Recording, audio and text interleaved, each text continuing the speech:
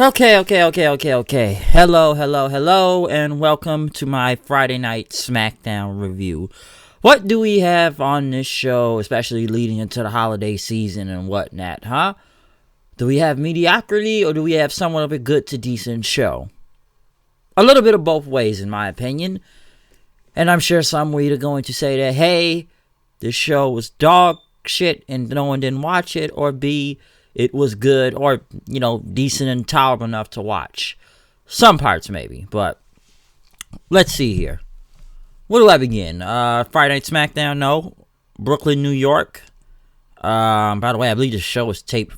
Well, I think they had to sit to 2 shows, if I'm not mistaken. They taped both shows tonight, so I think those people had to stay up for about 4 hours, I think. Brooklyn's a hot crowd. They'll be all right. I don't know what they put on for the showing for next week, but this is Brooklyn we're talking about. They'll be all right. But we did kick off the show with the American Dragon, Daniel Bryan. I'm about to say Bryan Danielson there, but Daniel Bryan, he came out after they showed clips from TLC last week. He pretty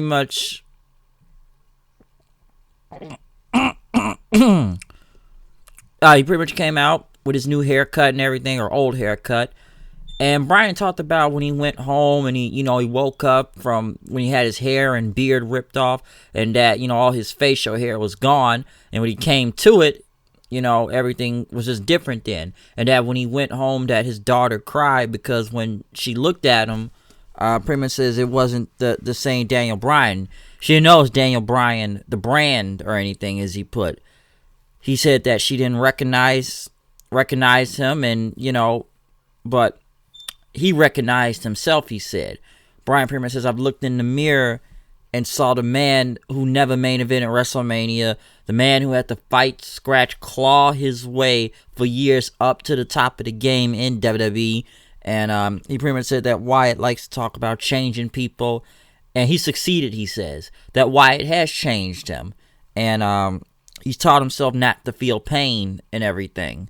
Bryan challenged Wyatt to come out here so he can prove him wrong. It's a really good promo from Bryan. Next thing you know, Miz comes out. Pretty much talks about what happened, to what Bryan was awful and everything, but he wants hands on Wyatt right now. And he's a sick monster. He'll never have a family and anything. Well, I get to the reality of that part, but he says he's going to take what he cherishes most, and that is the Universal Champion. Which it's kind of funny that Miz is coming out here asking for a title shot. Did you just lose to not the Fiend, but you lost to the talk show Mr. Rogers version of him, and you beat him up the whole match? But he won in 2 moves though, so I don't think he's in any type of contendership for a title shot. But who they send out there to get massive boos, to get heat?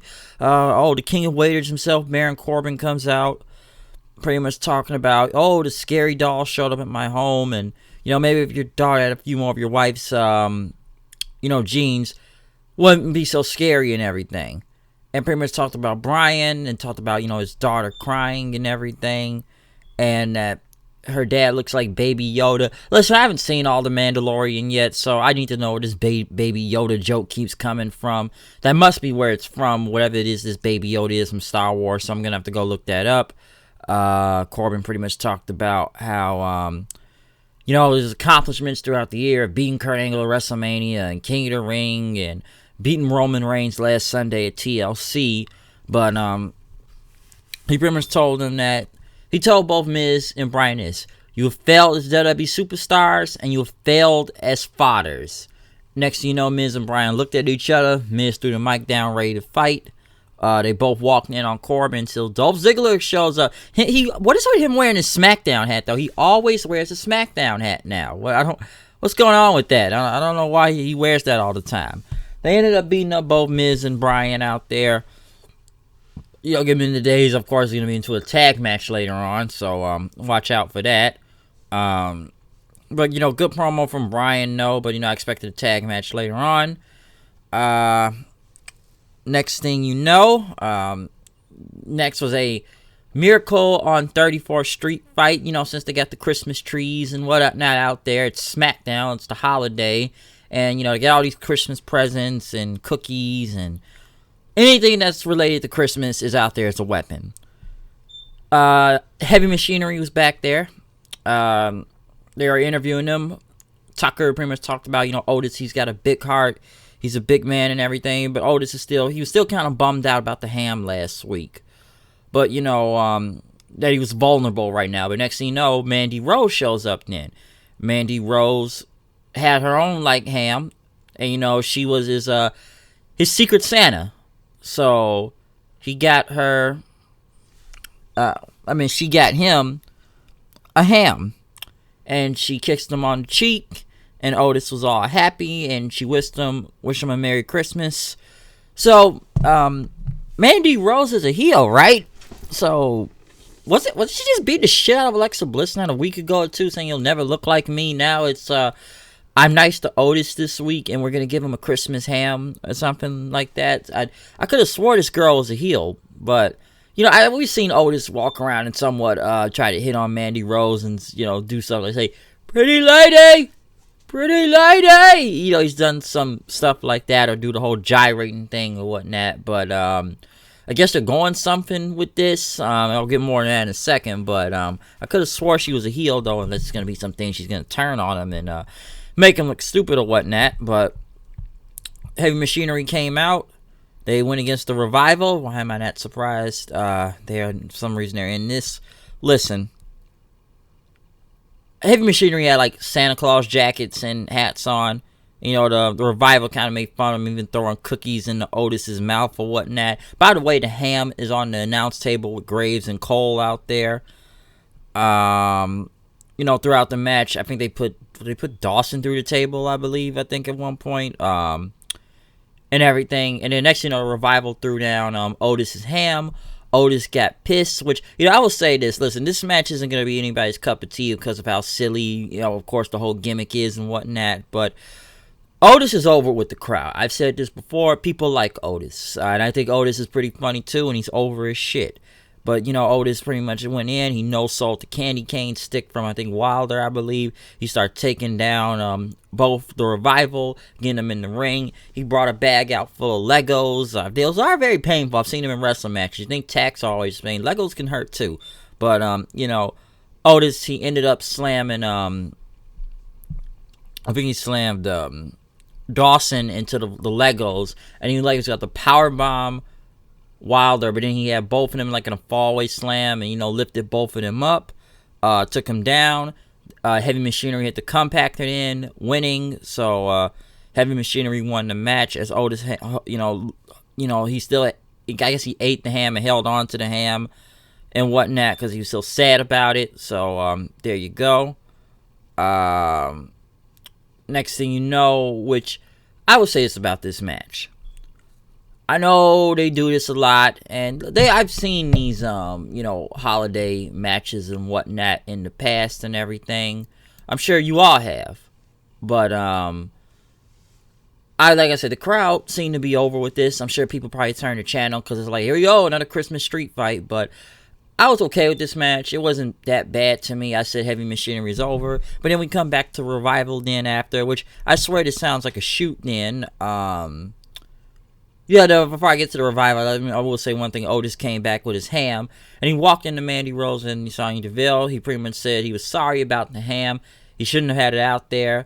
But she said, it was okay. She hugged him, and, Otis smiled. But then when she pulled back, she was all covered in sweat in everywhere, so I thought it was pretty funny, and as she looked a little bit disgusted but walked off then, so I don't know where this is going to be going with this Otis Mandy Rose thing. They're probably seem to go in for it more, but something does seem to be working from it, I will say that.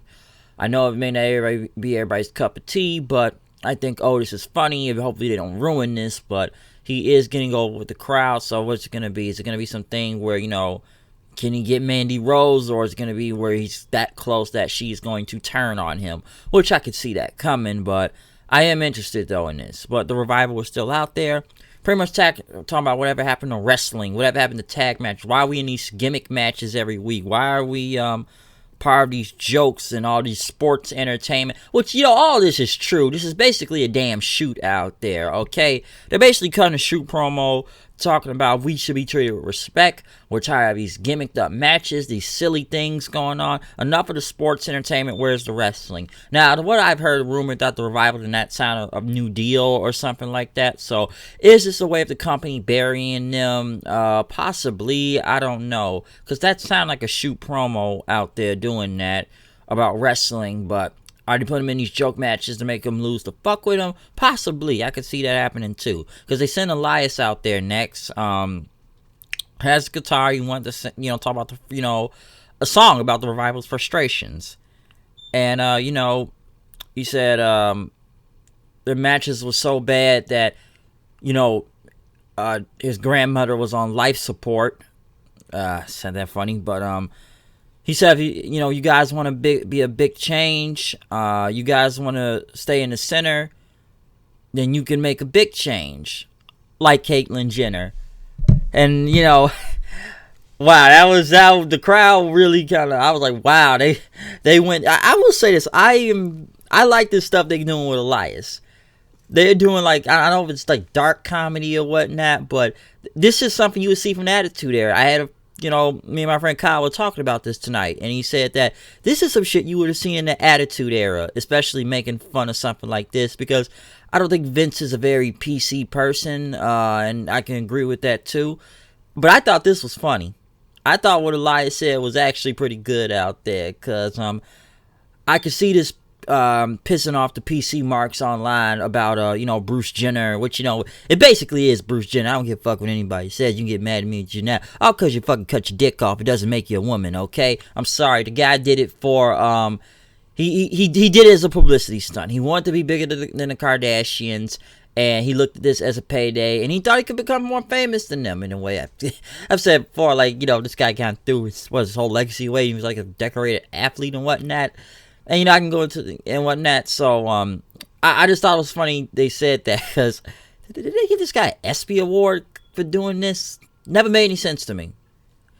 Didn't really encourage anybody can do that. But, like I said, the fact that they kind of said this joke out here, I'm like, that's bold. That's fucking bold, because you can tell the internet PC marks are going to go complain about that.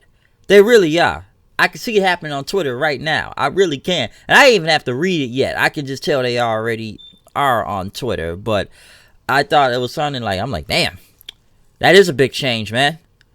Gotta take that Bruce Jenner route.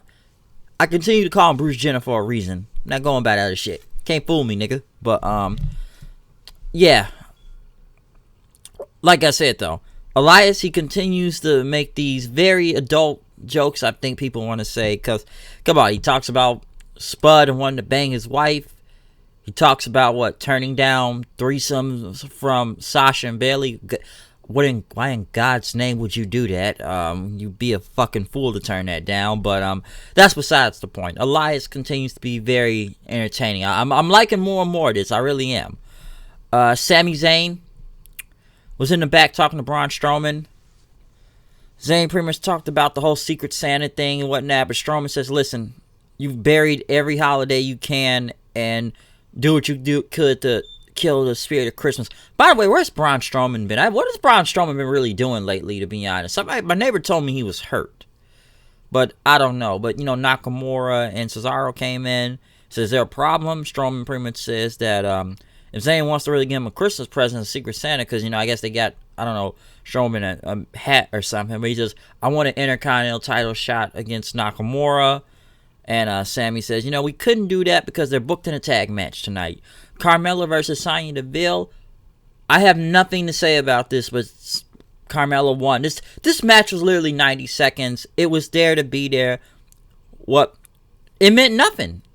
It really meant nothing. It was just a 90-second match, so who gives a shit? Carmella just danced with the New Day in. They went to another Sheamus video. Pretty much talked about when he left SmackDown that his soul went with him, and that what was left in SmackDown, or the soul of SmackDown, what's left now is cowards, crybabies, and misbegotten people, that everyone's become too small around here, and that he's going to battle for the soul of SmackDown, which he may have to do that to make SmackDown a little bit more interesting, honestly. So he may have to fight for the soul of SmackDown.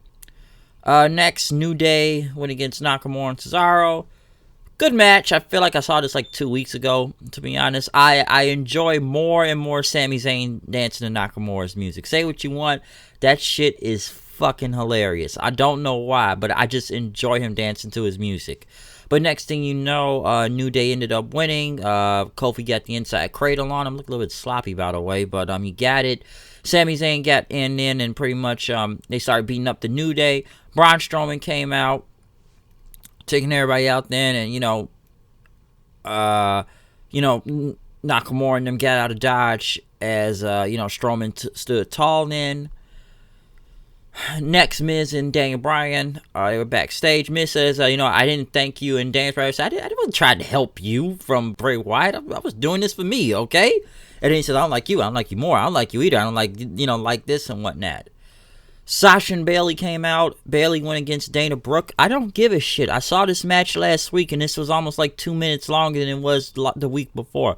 Why was this a match again? I have no clue. I'm surprised they didn't go into more about Batista trying to hit on Dana Brooke online, or whatever story they were going with. Listen, it's not much to say about Dana Brooke. The match was okay. It was whatever. I've seen worse or whatnot, but I don't think people give a shit about Dana Brooke in general. So, yeah, Bayley won. Why was this match again? They started beating up Dana Brooke then, talking about it. It says, you're a loser. You're a loser. And whatnot, talking about her and whatnot. But, Lacey Evans came out, I guess, for the save. And she says, where you going? Pretty much calling them bullies. And, you want to call yourself a legit boss, Sasha. You're a legit bully. Next thing you know, Lacey Evans went against Sasha Banks. This match in a count out. It's okay. But then next thing you know, I guess there was a little girl out there. Well, it was Lacey Evans' daughter out there. I think it was her husband too. Basically, Sasha taunted her kid. And, she started trying to make faces at Sasha, I know she's trying to take a swing at her. Honestly, this was like Izzy versus Sasha 2.0. But I think I'm sure a lot of people write that the company probably prepped this girl on what faces to make when Sasha's right there, so they could do it. And I can believe that too, because a lot of people say the stuff with Izzy was more natural when Sasha taunted her and made her cry out there on NXT. What was it, Takeover? I don't think it was Revolution. Yeah, I know it's been Full Sail, but I don't remember the title name. It was when they had that Iron Woman match. That's when it happened. Funny they were in Brooklyn when they, first match they would, take over Brooklyn and whatnot. But, yeah, Lacey pretty much came in, started beating up Sasha and Bayley, then being pissed off. Dana Brooke tried to hold her back, after they taunted her kid. So this was a count out and everything. So I guess they want to bring her, everybody's bringing their kids in right now for these feuds. We got Miz's family out there last week with his daughter. Now we got, Lacey Evans with her daughter out there too. So, yeah, now that they got that going on, trying to make that into something. But, we'll see what comes from this thing, because honestly, it's not like they got a lot of competition on SmackDown as it is for the title itself. But in the main event, though, Daniel Bryan and The Miz went against Corbin and Ziggler. It's not much to really say from this, honestly. I just know Miz had got the figure 4 on Ziggler, and Daniel Bryan hit a running knee on him. Next thing will be a triple threat match next week with Daniel, Miz, and Corbin for a shot at the Universal title at the Royal Rumble. But next thing you know, the lights kind of start changing around, and the Bray Wyatt laugh played as Miz and Daniel Bryan were ready. If I could be a betting person on this triple threat match next week, I could most likely see Bryan winning this match, because of course Corbin's not going to be. Expect Roman to come out during that time. Miz, I don't. Come on, it's Miz. Does anybody really believe Miz and Wyatt for the Universal title? So it's going to be mostly Daniel Bryan winning this match 9 times out of 10, unless they make it a triple threat at the Rumble, but I don't see that happening either. But I'm just taking a guess on things right now. Other than that, SmackDown, like I said, SmackDown was one of those things you could take up and down. I thought it was better than Monday Night Raw, at least, and this crowd was at least a little bit more livelier than they were in Des Moines last Monday. And, it was a decent show. I've seen worse with SmackDown, but it still wasn't a lot going on other than, what they got to do. Oh, we got to do hype Christmas and everything. So the Miracle on 34th Street fight. All I really was mostly interested was mostly the Bryan stuff, to be honest. I know they tried to redo Sasha versus Izzy 2.0 out there, but I don't think that was, I don't know if that went well all the way. It was okay, and, you know, the girl made faces at her and whatnot, trying to swing at Sasha, but I think people like the Izzy thing a little bit more. Some stuff was wasted, like, what, Carmella and, Sonya Deville, why was it there? Bayley versus Dana Brooke, I don't give a shit. The 34th Street fight was okay, but I think more of it was on the story, whatever with Otis was going on, because Otis is over, and whatever they got going with Mandy Rose also, but it's not a lot going on, and I enjoy Elias. I enjoy this Elias shoot. I wouldn't say shoot, but I am enjoying his promos more and more of what he's taking a shot at. That's some shit out of Attitude Era. I saw it. That shit would have fitted right in with the Attitude Era. It would have fit in there. I'm telling you, my friend told me this. It would have fit right there with it. But other than that, though, that's my review of SmackDown. We know this is a tape show, so... Well, I'm sorry, this is a live show tonight, but it'll be taped by next week. So, you know, that's my review of SmackDown tonight, though. So, yes, comment, subscribe. Follow me on Twitter at HoodedKnight890. Check out any other past, videos or reviews or whatnot. Blah, blah, blah. Fuck Lifetime, etc. See anything from Raw review last Monday, but yeah, I'm done with this review of SmackDown, and this probably will be the last review throughout the entire week, possibly, except, well, maybe until maybe Raw or SmackDown, but, just wish everybody a happy holiday out there and whatnot, so, hope you have a good one and everything, whatever you celebrate, have a happy holiday. Because, next week's schedule is going to be really different. I think it will be a Raw review. I think the show is taped, but we'll see how it goes. Maybe Impact, but I don't think Impact's really got a show going on next week. I think it's just probably a clip show or some holiday show until, I think they won't be back to January the 7th, possibly, for the go-home show, The Hard to Kill. There won't be an AEW next week. I'm surprised there's even an NXT next week, but I don't think I'm not reviewing anything on fucking Christmas. I don't think I'm going to do that. I did that with SmackDown last year, just for the fuck of it, but I don't think I'm going to do NXT review next week, I don't think. And maybe SmackDown one also. But other than that, I'm out of here. I'll see you guys later. And, have a happy holiday, folks. Peace out.